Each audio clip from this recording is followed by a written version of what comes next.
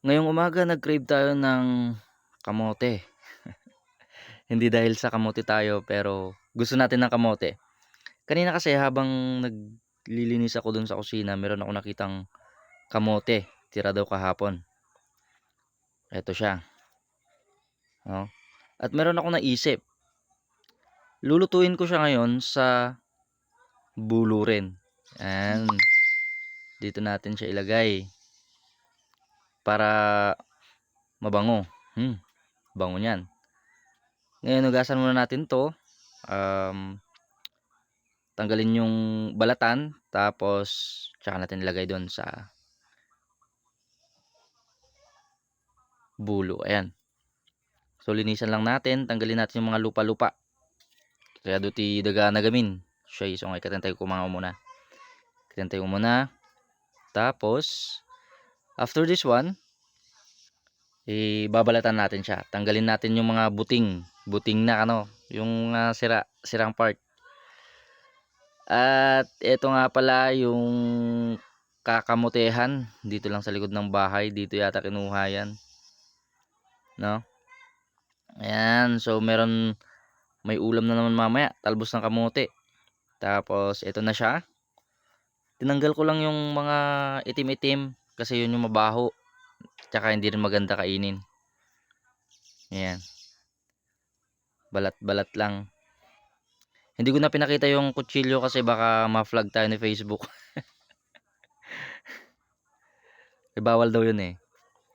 Ayan oh. Sarap na, magkakaibang kulay. Merong kulay dilaw, merong kulay violet. Na ayan. Pwede nga rin pala yung kamuting kahoy, pwede rin siyang iluto dun sa bulo. Kamuting kahoy, kamote, mani, pwede rin mani. Paglaga ng mani, pwede rin. Iba kasi yung amoy niya eh pagka doon mo niluto sa bulo.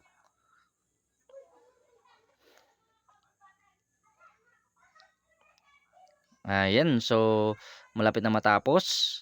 Ngayon, after this one, hihiwain na lang natin. I-chunk natin into pieces para kasya siya dun sa may bulo. Ayan. So pagkatapos, ilalagay na rin natin siyang ganyan. Hindi ko na nga pala siya lalagyan ng tubig kasi mamaya magtutubig din to. Kasi magtutubig galing dun sa bulo, yung tubig, tapos dun galing din mismo sa kamote. Ayan o. Siyempre, huwag masyadong punuin, yung sakto lang para matakpan natin siya mamaya. Mukhang hindi pa yata kasya yung tatlong kinuha ko. Pilit na lang natin. May the force be with you. Ayan. Ilagay natin yan. Lahat sayang eh. Ayan, ang bango niyan mamaya pagka naluto. Okay, so after nyan, tatakpan natin yung bunganga gamit ng daon ng saging. Ayan. Nag-a-add din siya ng aroma dun sa loob para mas mabilis din maluto pag may takip. Kasi pag open siya, baka hindi maluto yung dun sa may bukana. So kailangan natin siyang takpan. Takpan lang natin. Tapos ilalagay lang natin 'to sa may gilid lang, parang ihinhin lang natin para hindi masyadong maitim mamaya. Ayan. So ready na. Simulan na natin yung apoy. Ayan. Dito ulit ako nagluto. Kung saan ako nagluto kahapon ng kanin, no?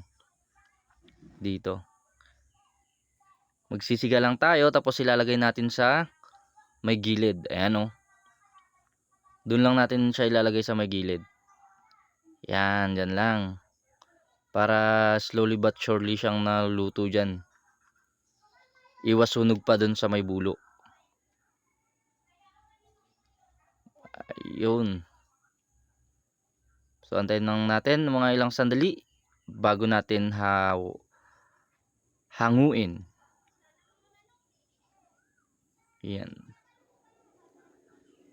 So, hindi siya direktang nakalagay dun sa apoy para hindi masunog. Kasi maglalaba muna ako. At ayun na nga, yun, luto na. Sobrang bango nito. Ayan, tawagin ko na ng mga pamangkin ko para may kasama akong kumain. Partner mo pa ng kape. First bite. Mm, hmm, hmm. Heaven. Ang bango, ang tamis ng kamote. Ayan, so hindi tayo kamote ngayon, kumakain na tayo ngayon ng kamote. Bye.